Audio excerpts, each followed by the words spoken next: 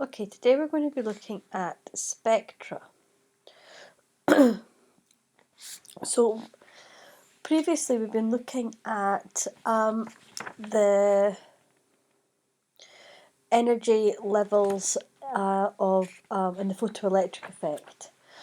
So we talked about Planck previously. Now Planck was studying something known as black body radiation. Now it was discovered by physicists that at any temperature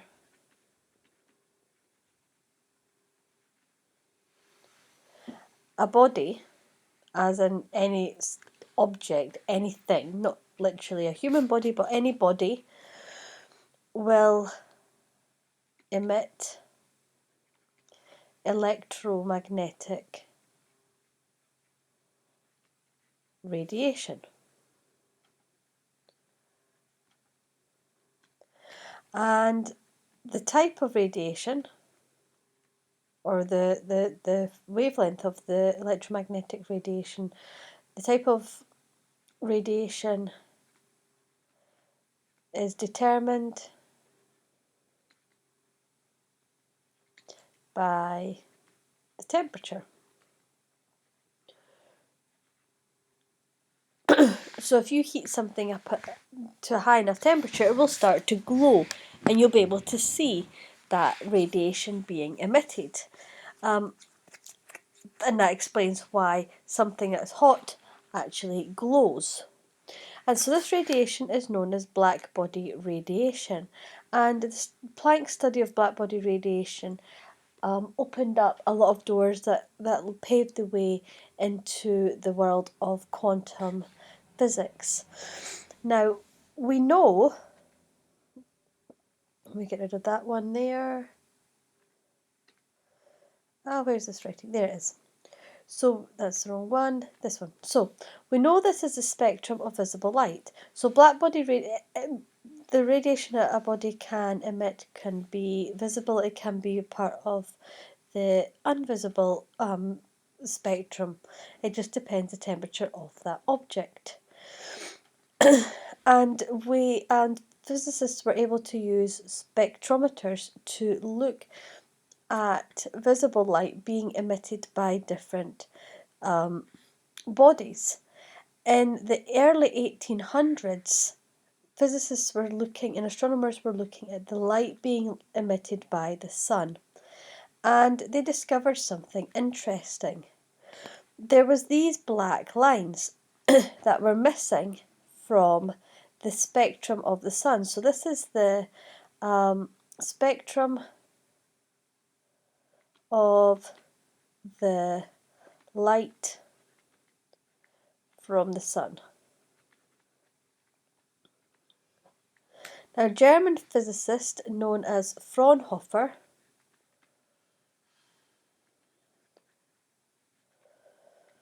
he identified around 500 missing wavelengths.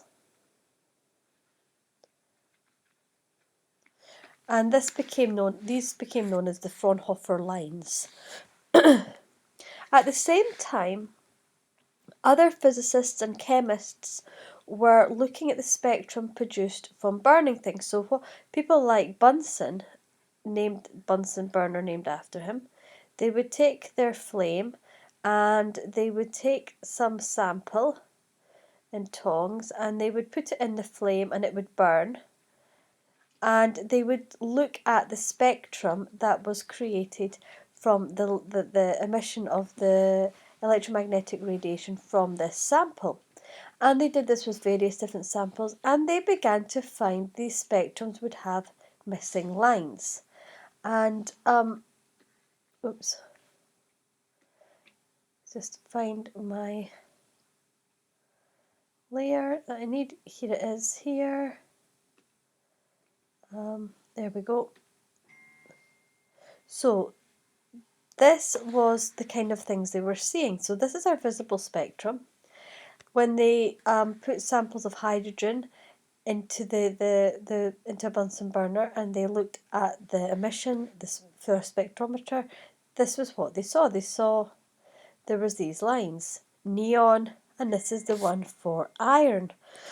And it became apparent that these spectra were a kind of chemical fingerprint.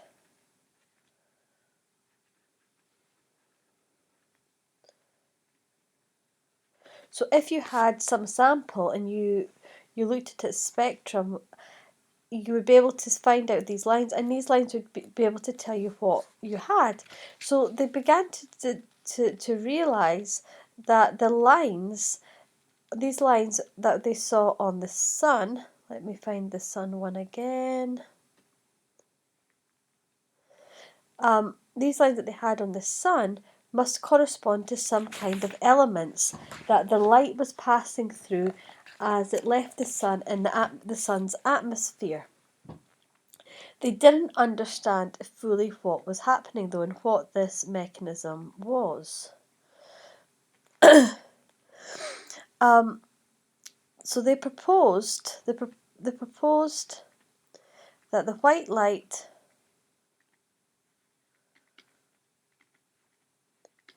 being emitted by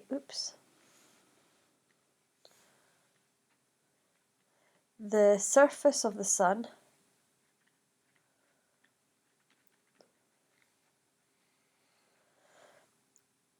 passing through chemical elements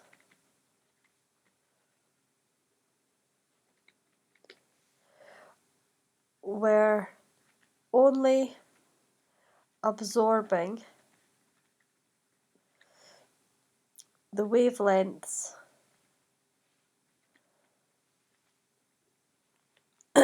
that characterized the structure of those elements. So what that means is they realised there must be something to do with the fundamental structure of the different atoms, the different elements, that meant that each element would only absorb light of a particular wavelength. But they didn't understand what this what mechanisms were at play. And it wasn't for another 60 or so years that once we get to Planck, then Einstein and Niels Bohr, that this mystery started to unravel. So we learned the last time that Einstein had proposed that light travelled in packets. And he called these packets photons, these little particles. And that was building on the work of Planck. And so we have these photons of light. And each photon has the energy equal to hf. So this is the energy of our photon. H was Planck's constant.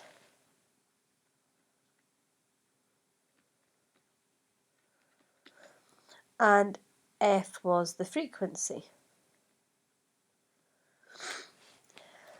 So this means that the photon of light absorbed or emitted by an atom has a particular frequency. And it also therefore has a unique energy. The two are interrelated. Now, when we apply this to the Rutherford and Bohr model of the atom, it begins to start to make a bit of sense.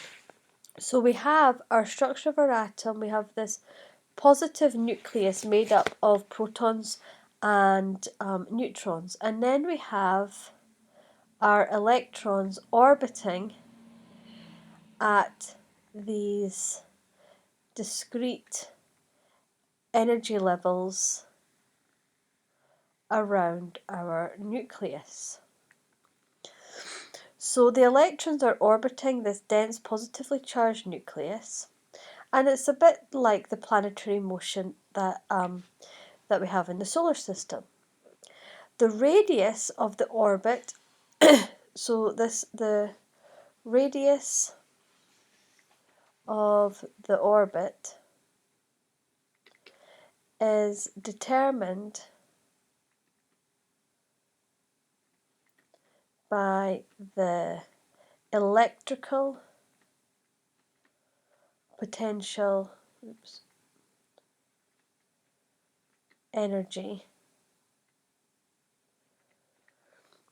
of the electron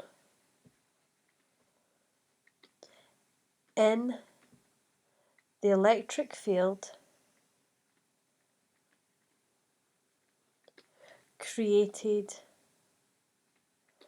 by the nucleus.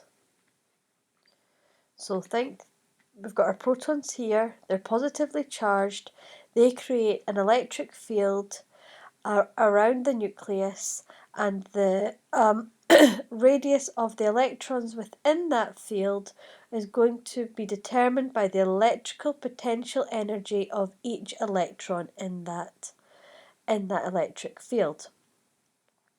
Now, our electrons are negatively charged. They're attracted to the positive charge of the nucleus. So, if you want to move an electron further away, you need to do work. So work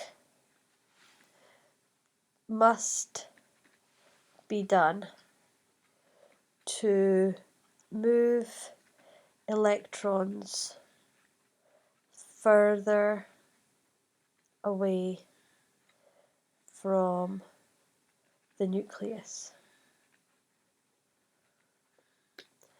And thus to larger radii, so the larger radii are higher energy states.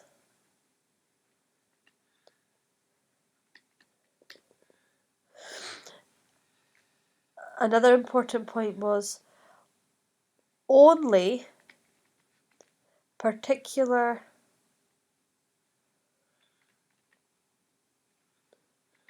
energy states are allowed. So you can't have an electron sitting here that can only be in these particular energy levels. So to jump, you've got an electron here and you want it to jump up to here, it must absorb exactly the right amount of energy. To jump to a higher energy level,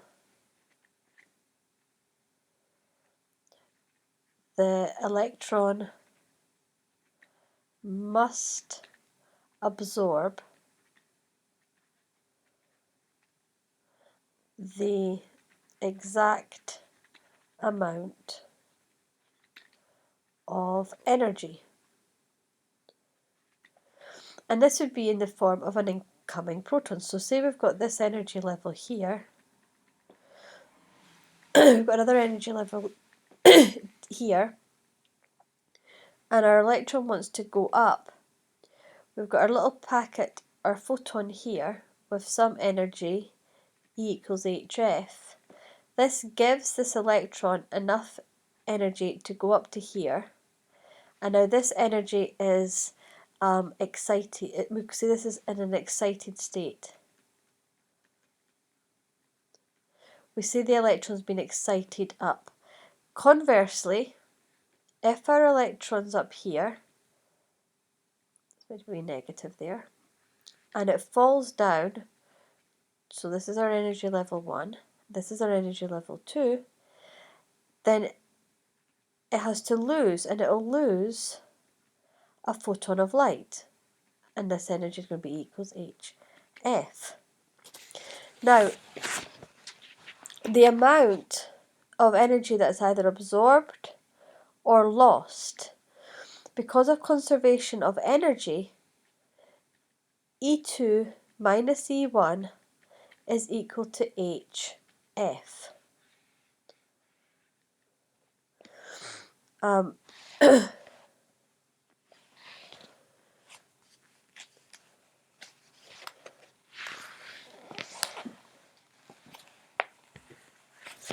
if no energy is given, an electron will stay in its lowest possible energy level. It has to be excited, this ground level, it has to be excited from the ground level to higher energy states by the presence of a photon, bringing in the energy it needs to be excited upward. If an atom is ionized, so ionization is when an electron leaves the orbit, so ionization is when the electron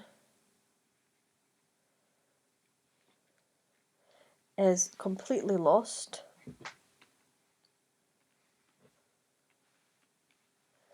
So we assume an infinite radius. At this separation, the electrical potential energy of the electron in the field of the nucleus is zero.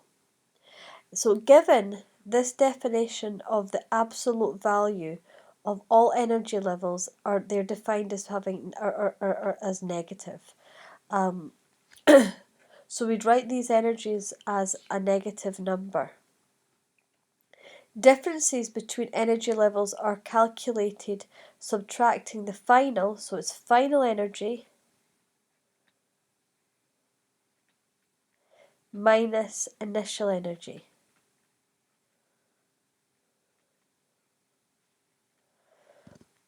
And by doing always final energy minus initial energy, it may be positive. So this will be a positive value when energy is added, and it will be a negative value when the energy is removed. So when it's removed, you've got the electron dropping down in energy level. When it's added, the electron goes up an energy level.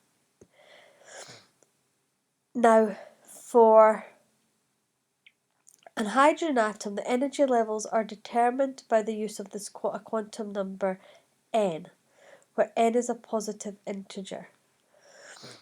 And we can use this to work out the energy of any level. So n is the quantum number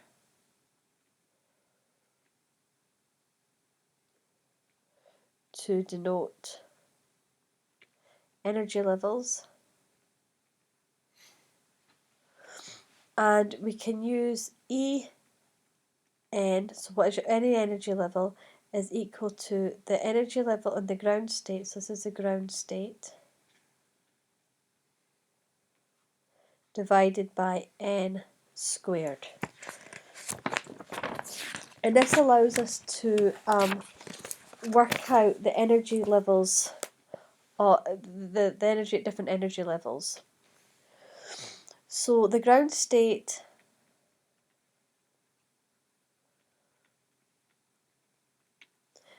can be measured in joules,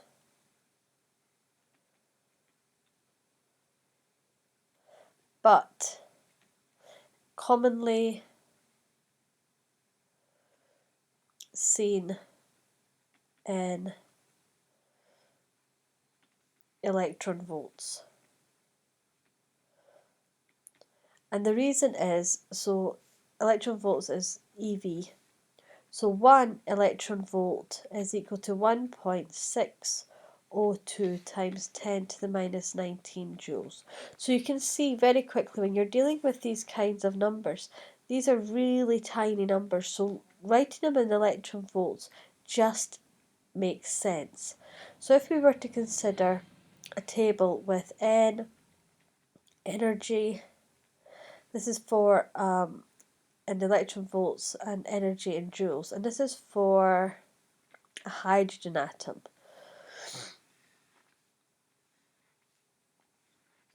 So this is using our formula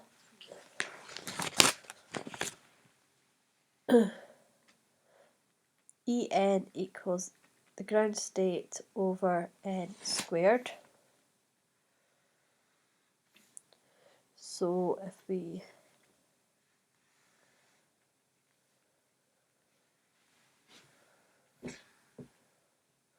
going to go from the ground up.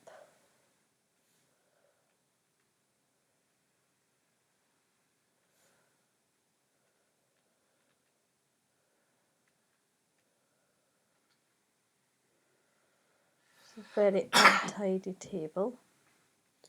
So minus 13.61, and that's minus 2.18 times 10 to the minus 18, minus 3.40, 5 times 10 to the minus 19, minus 1.51,